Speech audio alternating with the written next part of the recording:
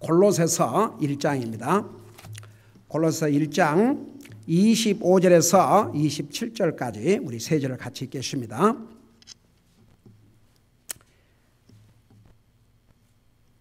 같이 읽습니다. 시작. 내가 교회의 사역자가 된 것은 너희를 위해 내게 주신 하나님의 경륜에 따라 하나님의 말씀을 성취하고자 함이니 이것은 곧 여러 시대와 여러 세대로부터 감추어졌으나 이제는 그분의 성도들에게 드러난 신비에 관한 것이라. 하나님께서는 이방인들 가운데서 이 신비의 영광이 얼마나 풍성한가를 자신의 성도들에게 알리려 하시나니 이 신비는 너희 안에 계신 그리스도 곧 영광의 소망이시니라. 아멘. 앉으시 바랍니다. 25절에 사도 바울이 내가 교회의 사역자가 된 것은, 여러분 사역자라는 의미는 한마디로 말하면 섬기는 자라 그런 뜻입니다. 사도 바울이 섬기는 자가 된 것은 너희를 위해, 교회를 위해. 여러분 목회자는 교회를 위해서 있습니다. 목회자가 성도들이 목회자를 위해서 있다기보다는 목회자가 교회를 위해서 있습니다. 한번 여러분 잠깐 이렇게 교회가 있지만 목회자가 없다고 한번 생각해 봐요.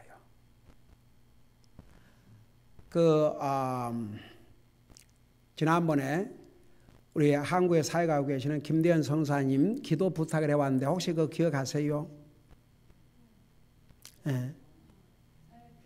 예, 김해 성서 침례교회에 사역자가 없어서 사역자를 속히 보내달라고 기도해달라고 그랬습니다. 교회에 목회자, 리더가 절대로 필요합니다. 그래서 사역자는 교회를 위해서 있는 것입니다. 사도 바울이 내가 교회의 사역자가 된 것은 너희를 위해, 교회를 위해 내게 주신 하나님의 경륜에 따라, 이 부분 지난번에 설명했습니다만 여기에 경륜은 하나님께서 임명하셨다, 명령하셨다, 책임을 맡기셨다 그런 뜻입니다. 그래서 하나님이 임명하심에 따라 하나님의 말씀을 성취하고자 하매니, 여러분 사역자로서 가장 중요한 게 뭔지 아십니까? 하나님의 말씀을 바로 전하는 것입니다. 여러분 우리가 지금 예배를 드리잖아요. 우리 예배할 때 우리 뭘로 시작을 해요? 뭘로 예배를 시작해요?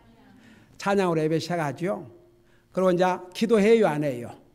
기도하지요. 그리고 하나님 앞에 또 헌금 드려요, 안 드려요?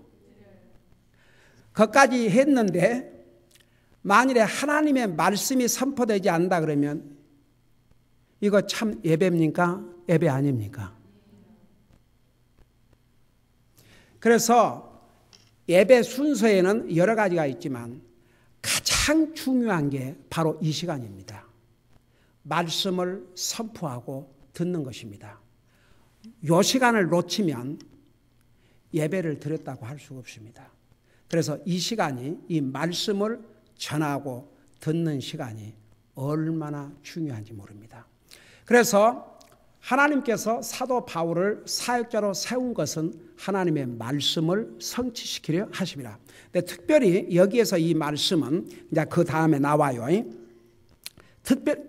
특별히 여기서 말씀하고 있는 그 하나님의 말씀은 20절에 보니까 이것은 곧 여러 시대와 여러 세대로부터 감추어졌으나 이제는 그분의 성도들에게 드러난 신비에 관한 것이라. 여러분 보세요. 신비는 뭐라고 그랬습니까? 그런데 그 신비란 말의 뜻이 뭐라고 그랬어요?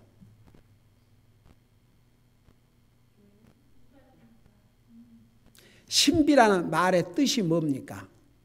신비라는 말의 뜻이 과거에는 감추어져 있었다 그 말입니다. 그러니까 과거에 우리가 나타나지 않고 드러나지 않은 것은 신비한 것입니다. 여러분 신명기 29장 29절에 비밀은 하나님에게 속한 것이라도 우리가 알아야 될 것은 하나님께서 다 계시해 주셨다고 그러십니다. 그런데 하나님께서 우리에게 진리를 계시해 주실 때에 한꺼번에 다 주셨어요? 아니면 점진적으로 주셨어요? 몇 년이 걸렸습니까? 하나님께서 우리 인생에게 알아야 될 모든 계시를 해주는데 몇 년이 걸렸어요? 1600년이 걸렸습니다.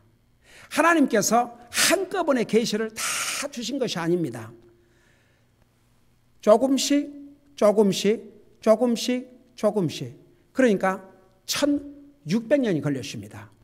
자, 우리가 신구약 성경을 가지고 있는 이 시대에는 나와 여러분이 알아야 될 것은 다 이 성경에 있습니다. 그러나 구약 시대 때는 아니었습니다. 많은 하나님의 진리가 감추어져 있었습니다. 그 감추어진 신비의 하나가 뭐냐 그러면 뭐라고 그랬어요? 바로 교회였습니다.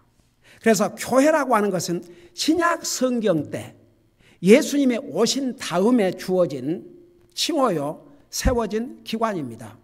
여러분, 가정은 언제 세워졌습니까?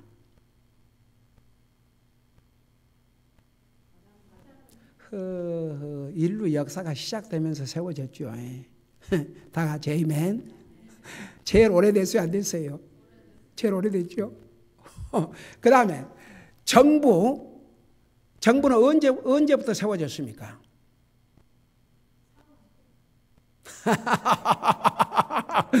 아멘. 이스라엘 경우에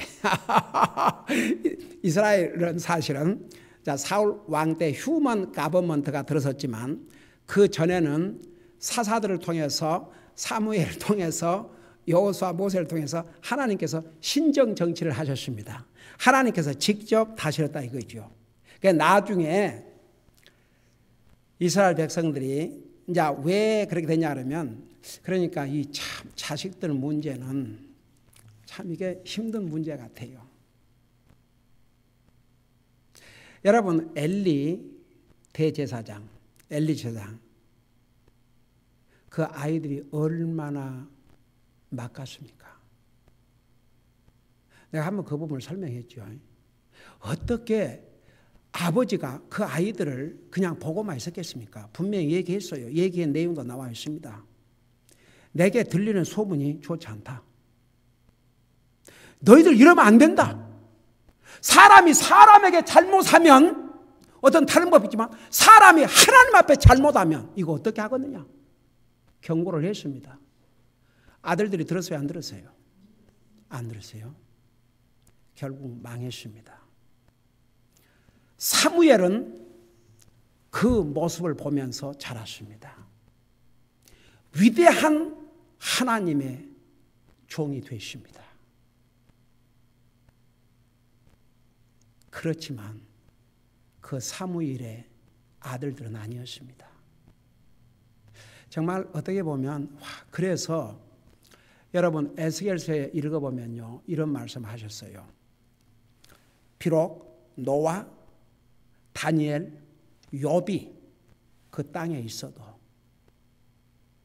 그의 아들들이나 딸들이 그 아버지들 때문에 구원받을 수 없고 그들은 노아, 그 다음에 다니엘, 욥 자기의 의로 구원을 받고 그 자녀들이 아버지의 의 때문에 구원받지 못하라고 그랬습니다. 여러분 에스겔서 읽어보세요. 근데 그 사무엘이 바로 왜 그가 이제 엘리의 자리를 대신해서 그 하나님의 선자가 됐냐 그러면 엘리의 아들들은 소망이 없었습니다. 아주 불량배라고 그랬습니다. 불량배 성경에. 그래서 그들은 망했습니다. 죽었습니다. 한날 한시에. 그 며느리가 자식을 낳았다고 누가 얘기하니까 하나님의 영광이 이미 떠났다고 그랬습니다. 그래서 정말 사무엘은 어려서부터 그 엘리상 밑에서 잘 훈련을 받고 그는 얼마나 위대한 하나님의 종이 되십니까? 그런 위대한 하나님의 종이 어떻게 자기 자녀들을 훈련 안 했겠습니까? 근데 역시 자기들 몫이에요. 그 사무엘 아들들은 사무엘과 달랐습니다. 신실하지 못했습니다. 그러니까 백성들이 우리도 왕을 주세요. 사무엘 선자께서는 지금 나이가 드셨고 사무엘 선자 자식들은 보니까 쉽게 말하면 도저히 우리를 리드할 수가 없습니다. 그러니까 우리에게 왕을 주세요 그랬습니다. 얼마나 서글픈 일입니까? 여러분, 가룟 유다 같은 인생은 세상에 사람으로 이 땅에 오신 하나님 밑에서 3년 동안 기적과 이적을 보았습니다. 하나님의 능력을 보았습니다. 그러고도 어떻게 했습니까? 예수를 팔아먹지 않았습니까? 그러니까 전부 개인 자기 책임이에요. 자기 책임. 그러니까 참 이게 어느 부모가 특별히 믿는 부모는 얼마나 자식들이 믿음 생활하기를 원하고 하나님 잘 섬기를 원하겠습니까? 믿는 부모들이라면. 근데 자녀들이 그렇게 안 할 때 결국은 그 책임은 그들에게 돌아가는 거죠. 그래서 참 이게 사람이라는 게 정말 성경에 보면요, 이 이스라엘 왕 역사를 보면 아버지는 악한 왕이었는데 그 자식은 또 그렇게 선한 왕이 될 수가 없어요. 또 반대로 아버지는 그렇게 선한 왕, 하나님을 경외하고 하나님을 두려워하고 그렇게 잘 다스린 왕이었는데 그 아들들은 또 엉망이고, 그러니까 결국은 다 자기 책임이에요. 다 이 책임. 그럴지라도 그 에스겔서를 읽는데 하나님께서 분명히 하나님 말씀 전해줘도 듣는 자가 있고 안 듣는 자가 있을 터인데 너는 듣든지 안 듣든지 전하라고 그러십니다. 그리고 책임을 줬어요. 네가 전하지 않아서, 네가 경고하지 않아서 저들이 망하면 그 책임은 내가 네에게 묻겠다. 네가 경고를 했는데도 안 들으면 그건 그들의 책임이지만 너가 경고하지 않아서 저들이 망하면 그 핏값은 내게 요구하겠다. 그런다고 에스겔이 지옥 간다 그런 얘기 아닙니다. 그러나 자기 책임을 다하지 못한 하나님의 선지자로서 책임을 다하지 못한 그 아픔을 치르게 된다 그 말입니다. 여러분, 옛날 그 유명한 무디 목사님, 시카고에서 목회를 하셨죠. 그가 젊은 목회 시절에 일주일 동안 부흥 집회를 했어요. 그래서 메시지를 다 듣고 난 다음에 구원 초청을 하기 위해서 기다리던 중에 그 일주일 집회 그 중간에 시카고가 불바다가 되었습니다. 수많은 사람들이 죽었습니다. 엄청나게 큰 교회인데 그 많은 사람들 중에는 그 교회 집회에 온 사람들 많이 있었습니다. 근데 다 끝나고 나서 구원 초청해서 인비테이션 해서 구원받지 못한 사람들을 골라갖고 구령하려고 했는데 그 안에 수많은 사람이 불타 죽었습니다. 그 일을 경험한 무디 목사는 통곡을 했습니다. 그래서 그분에 관한 기록에 의하면 그분을 크라잉 할아버지라고 애들은 불렀어요. 항상 캔디를 자기 주머니에 넣고 다니면서 애들 보면 무조건 우는 거예요. 그럼 애들이 할아버지 왜 우세요? Why are you crying? Are you sick? Are you hungry? No, no, no. 그 애를 붙들고 because people dying to hell. 사람이 죽어 지옥 가고 있다 이거예요. 그러면서 Are you going to heaven or not? 그럼 애들이 I don't know. You want to go to heaven? 애들이요, 어린 애들이 나는 하늘나라 가고 싶잖아요. 그런 애들 하나도 없어요. 다 하늘나라 간다고 그래요, 애들. 그래서 애 들 때 참 그 구령한다는 게 얼마나 중요한지 몰라요. 그러면 복음을 전하고 주님을 믿게 하고 그 다음에 캔디 주고. 한번 생각해 보세요.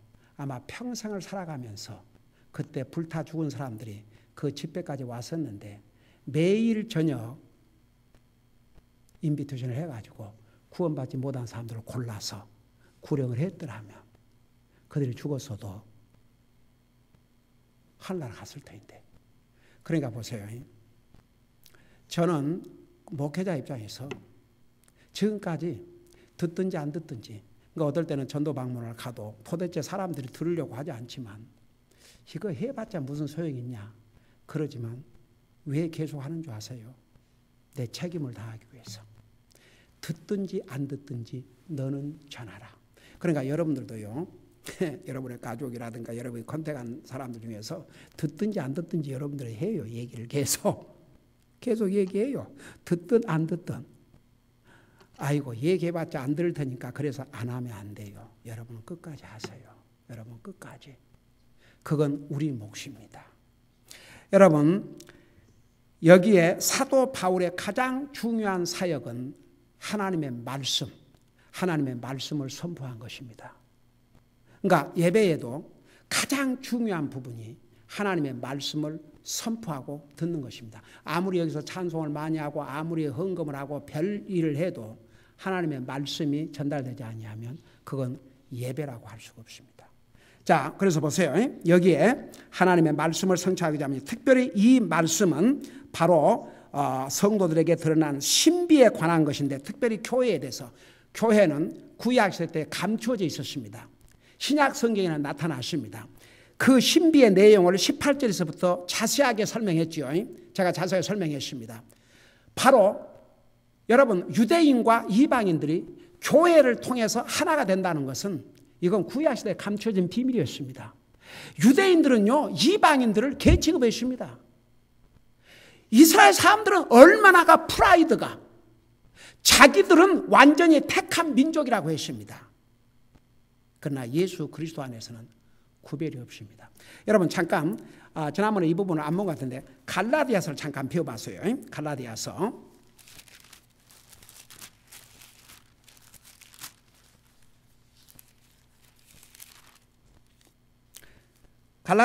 3장 29절, 아주 이스라엘 사람들에게는 아주 쇼킹한 내용이었습니다. 갈라디아서 3장 29절을 보세요.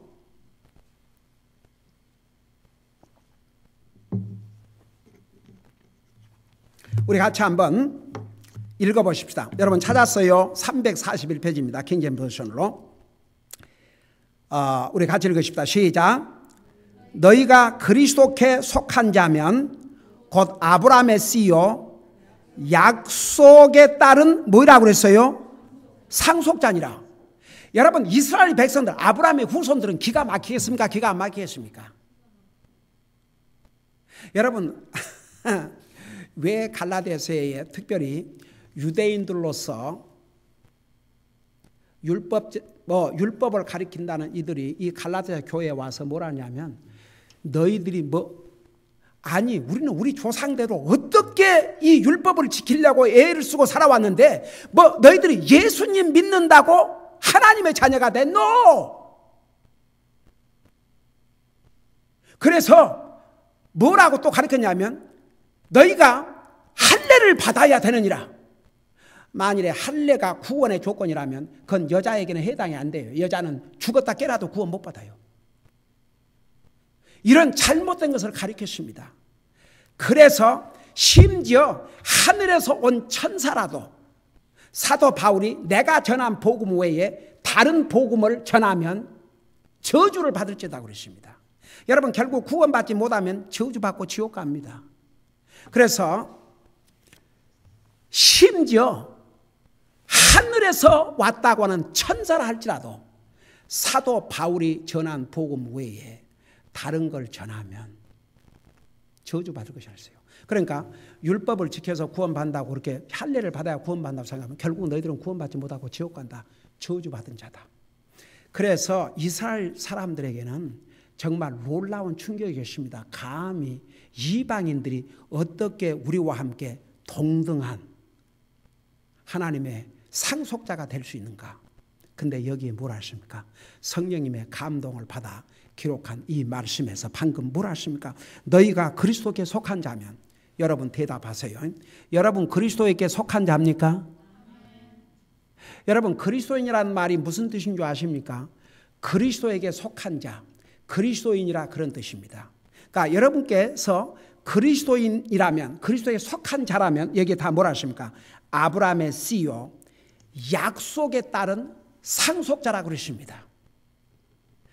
이게 우리 이방인들인 우리에게는 얼마나 큰 복입니까? 이게 신비였습니다.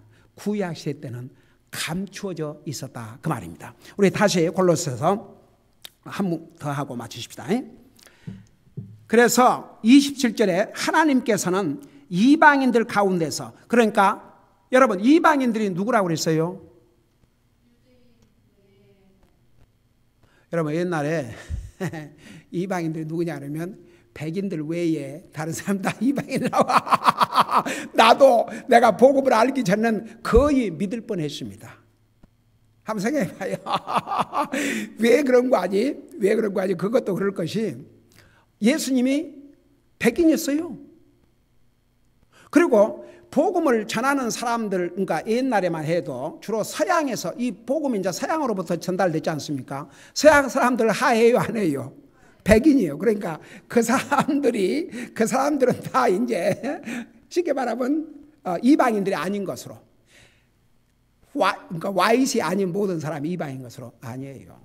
네, 여러분 이미 알고 있지만 유대인들을 제외한 모든 사람들은 백인이든지 흑인이든지 황인이든지 다 이방인들입니다. 그러니까 이방인들은 원래 하나님의 상속의 백성들이 아닙니다.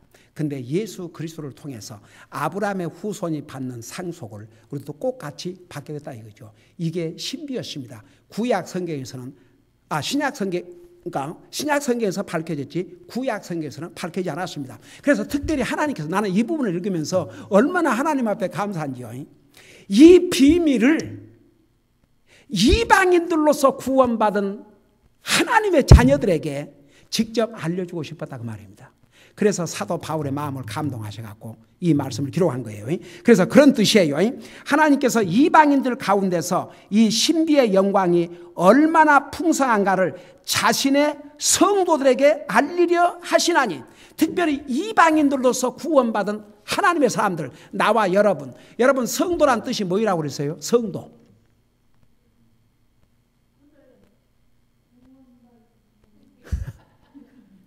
저 자매가 그냥 물을 하도 많이 먹어갖고 꼭 이제 이게 저 물 많이 먹으면 저게 건강에 좋다. 저 자매는 진짜 물 많이 먹고, 그 전에 물 많이 먹기 전에는 이 항상 목이 붓고 아주 고생 많이 했어요. 내가 그렇게 물 좋다 그러고 내가 얼마나 얘기합니까? 아무리 물 좋단 말 들어도 마시지 않으면 무슨 소용이 있냐 그러고, 우리 어머님 항상 돈 안 주고도 먹는 보약. 우리 어머니 항상 그랬어요. 나도 젊어서 하도 어머님이 아침에 일어나서 물 한 컵만 먹어도 거의 보약이라 그러는데도 왜 그때는 그것이 물이 그렇게 안 먹히는지. 내가 그렇게 얘기를 해도, 근데 어느 날 그 물을 많이 먹고 나서 전에 아팠던 그런 심틈이 다 사라져 버렸어요. 그러니까 밤이나 낮이나 저러고 마시고 다니. 그래서 예배 시간 1시간도 못 자고 좌우지간. 여러분 성도, 그러면 구원받은 그 성도란 말은 진짜 구원받은 하나님의 자녀들에게 주어진 칭호입니다. 우리는 여러 가지 이름을 가지고 있어요. 타이틀을 가지고 있어요. 그리스도인, 성도, 하나님의 자녀, 하나님의 상속을 받을 후계자, 여러 가지 타이틀을 가지고 있습니다. 구원받은 하나님의 사람들만 갖는 타이틀입니다. 여기서 그분의 성도라 그럴 때는요, 우리는 하나님을 향해서 구별된 사람들, 세상으로부터 구별된 사람들, 하나님을 향해서 구별된 사람들. 여러분, 나와 여러분 특별한 사람들입니다. 그래서 특별한 사람처럼 살아야 됩니다. 여러분, 베드로전서에 뭐라 하십니까? 우리를 피큘리어 피플을 그랬어요. 특별한 백성들, 여러분, 우리가 주님을 영접하고 구원받은 그 순간에 우리는 주님을 알지 못한 사람들, 세상과 완전히 구별됐습니다. 그러니까 성경에서 보였어요. 성령의 감동 기록에 하는 말씀에서 어떨 때는 교회, 어떨 때는 그리스도인, 어떨 때는 성도, 다 이유가 있습니다. 여기에서 특별히 그분의 성도들에게, 자신의 성도들에게 알리려 하시나니, 그러고 가서 뭐라 하십니까? 이 신비는 너희 안에 계신 그리스도 곧 영광의 소망이시니라. 제가 이 부분을 설명 마칠게요. 여러분 보세요.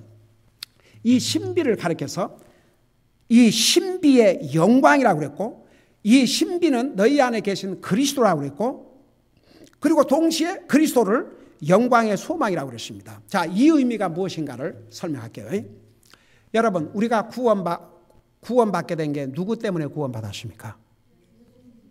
우리가 구원을 받자마자 우리는 무엇을, 이 세상 사람들이 이 땅에 사는 날 동안 원하는 소원 중에 하나가 뭔지 아세요? 오래 살고 싶은 거. 여러분, 힘들고 어려우면 아이고 주님 오시면 좋겠다, 얼른 하나라 가야지. 야, 그러지만 근데 무슨 내일 죽었으면 좋겠다, 그건 아니잖아요, 솔직히. 그래요, 안 그래요? 그러니까 그냥 내일 죽어야 되겠다, 일주일에 죽어야 되겠다, 그러진 않지요. 사람이 오래 살고자 하는 그 욕망은 하나님이 주신 욕망이에요. 그거 잘못된 게 아니에요. 그러나 예수님 믿지 않는 사람은 이 땅에 평균 70에서 80 살다가 영원한 죽음입니다. 근데 우리는 영생을 얻었어요. 누구 때문에 영생을 얻었습니까? 예수님 때문에. 여러분, 이보다 더 큰 복이 있습니까? 사람은 이 땅에서 오래 살고자 하는데 영원히 살아요. 그것도 지옥에서가 아니고 영광의 하늘나라에서 영원히 삽니다. 이 정말 무엇과 바꿀 수 있습니까? 그것뿐입니까? 우리가 예수님을 믿음으로 인해서 영원한 지옥으로부터 건짐을 받고 영원한 영생을 얻게 됐고, 그 다음에 방금 우리 갈라디아서 뭐라 하십니까? 우리는 아브라함의 후손이요 하나님의 상속자라고 그랬습니다. 다시 말하면 예수님이 누릴 그 영광을 하나님의 자녀들은 우리가 같이 누리고 산다 이겁니다. 이 얼마나 풍성한 영광입니까? 그 말이에요. 그래서 27절에 하나님께서는 이방인들 가운데서, 특별히 이방인들로서 구원받은 하나님의 자녀들 가운데서 이 신비의 영광이 얼마나 풍성한지, 그러니까 이 신비가 바로 누구냐 그러면 바로 예수님이에요. 그러니까 그리스도를 통해서 우리가 구원받고 영생을 얻고 영원한 영광을 누리고 영원한 주님의 하나님의 후계자로서 상속을 받고, 이 모든 것, 이것이 얼마나 풍성한 영광입니까? 그래서 여기에 이 풍성한 영광이 얼마나 풍성한가를 자신의 성도들에게 알리려 하시나니. 왜 알리려 하시겠어요? 우리 알아야 됩니다. 우리 그리스도인들은 이 영광의 풍성함을 알아야 됩니다. 그래야 우리가 이 소망 가지고 살지요. 그래서 보세요. 여기에 자신의 성도들에게 알리라 하시나니 이 신비는 너희 안에 계신 그리스도. 바로 이 신비 위의 신비가 예수님 믿는 사람들에게는 우리 안에 와 계신 그리스도이십니다. 여러분, 우리 주님께서 하늘나라에 위치로 계시지만 그의 영, 성령님을 통해서 우리와 함께 계십니다. 삼위일체 하나님은 분리할 수가 없습니다. 우리 속에 하나님의 영이신 성령의 하나님이 와 계시지만 그 성령의 하나님을 통해서 우리 주님은 항상 우리와 함께 하십니다. 그러니까 보세요. 너희 안에 계신 그리스도, 바로 이 그리스도가 무엇이라고 그랬습니까? 여러분 입으로 대답해요. 이 그리스도가 뭐라고 그랬습니까? 여러분 입으로 대답 좀 해요. 이 말씀을 보면서 그리스도를 뭐라고 그랬어요? 그 마지막 부분 보세요. 허허. 예, 그러니까. 이거 내가 지금 감탄을 하는 거예요. 생각해봐요. 그리스도가 영광의 소망이라니까요. 우리는 그리스도만 모시고 살면 이보다 더 큰 영광 없습니다. 여러분, 미국의 대통령이라 할지라도 미국의 대통령을 이 지상에서 가장 힘 있는 자라 그럽니다. 내년이면 끝나요. 한국이 요즘 야단이 돼요. 나 한국 뉴스 잘 안 보는데 어쩌다가 한국 뉴스를 좀 보게 된대. 독재자 딸 물러가라. 난리가 났대. 여러분 한국 방송에 나와요?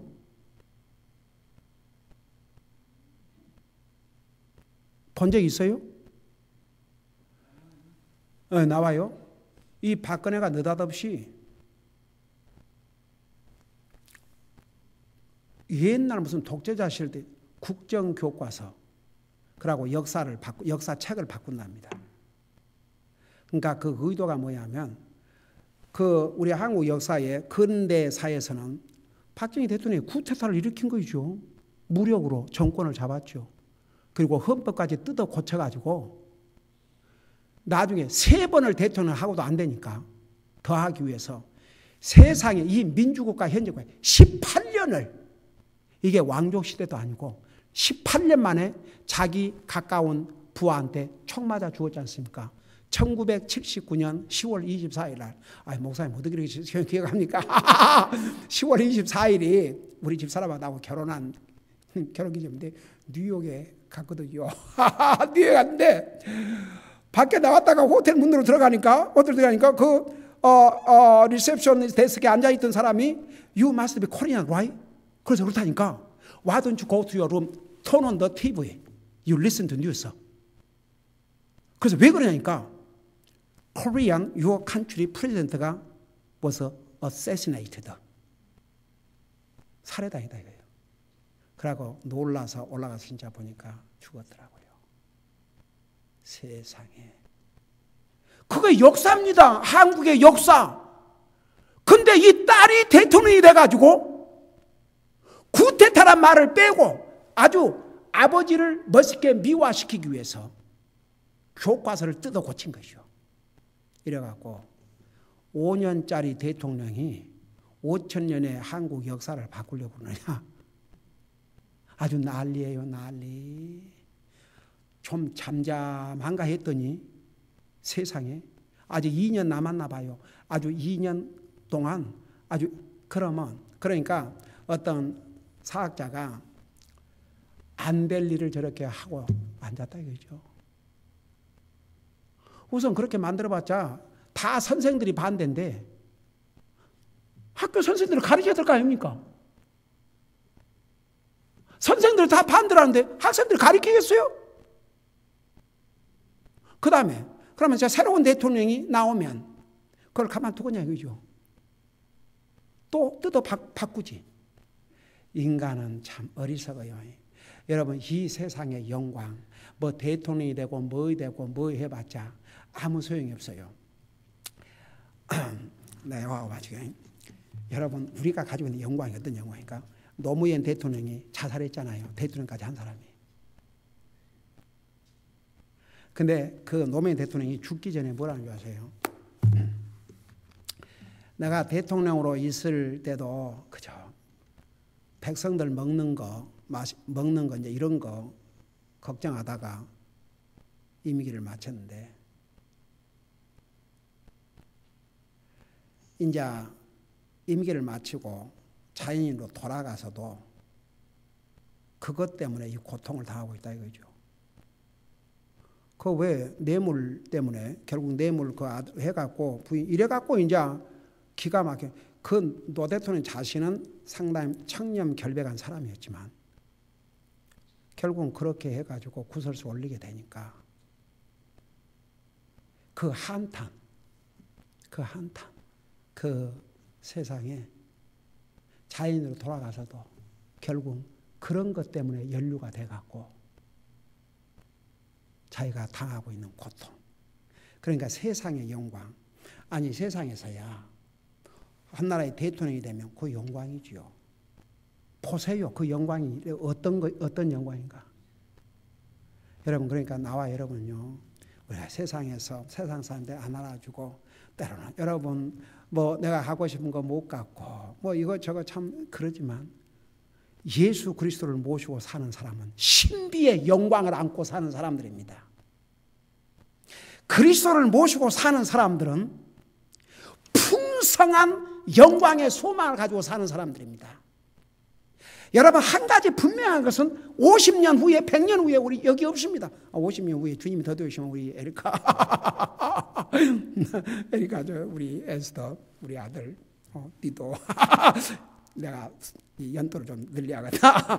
100년 넉넉 잡고 100년 후에는 아무도 없습니다. 주님이 더 되오신다 해도 한번 생각해 봐요. 이 영광의 소망이 과거에는 감춰져 있었습니다. 신비였습니다. 근데 주님은 이 신비의 영광의 소망을 이방인들인 우리에게 알려주시기를 원했다고 했습니다. 여러분 기뻐요 안 기뻐요? 잘 모르겠어요. 이 맛을 아셔야 돼. 그러니까 여러분 우리가 항상 포커스를 어디다 맞추고 살아가냐면 이 영광의 소망. 우리가 이 세상을 바라보면요, 정말 우리가 기뻐할 일이 몇 번이나 있겠습니까? 몇 순간이나 있겠습니까? 그러나 이 영광의 소망에다 포커스를 맞추고 살면 정말 담대하게 기쁘게.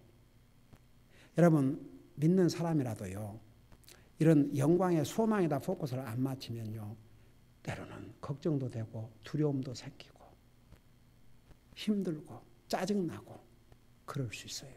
그럴 때마다 자꾸 리마인드를 하세요. 여러분 나에게는 이 영광의 소망, 이 신비가 있다.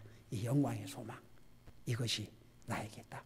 그러면 아무리 어렵고 힘들어도 그 영광의 소망 때문에 여러분의 마음에 기쁨과 평화가 있게 될 것입니다. 기도하십니다. 우리 아버지 하나님, 우리 주님께서는 이방인들로 구원받은 우리에게 우리가 가지고 있는 영광의 이 소망이, 이 신비의 영광이 얼마나 풍성한지를 직접 알려주시기 위해서 이 골로새서를 기록해서 주셨습니다. 우리가 이 세상 사는 날 동안 힘들고 어려운 일들도 많이 있겠지만 항상 이 영광의 소망을 안고 이 영광의 소망을 생각하면서 이 영광의 소망을 바라보면서 이 소망 때문에 기뻐하고 감사하는 삶을 사는 우리 모두가 되게 하여 주시옵소서. 감사합니다. 사랑합니다. 예수님의 이름으로 감사 기도하옵나이다. 아멘.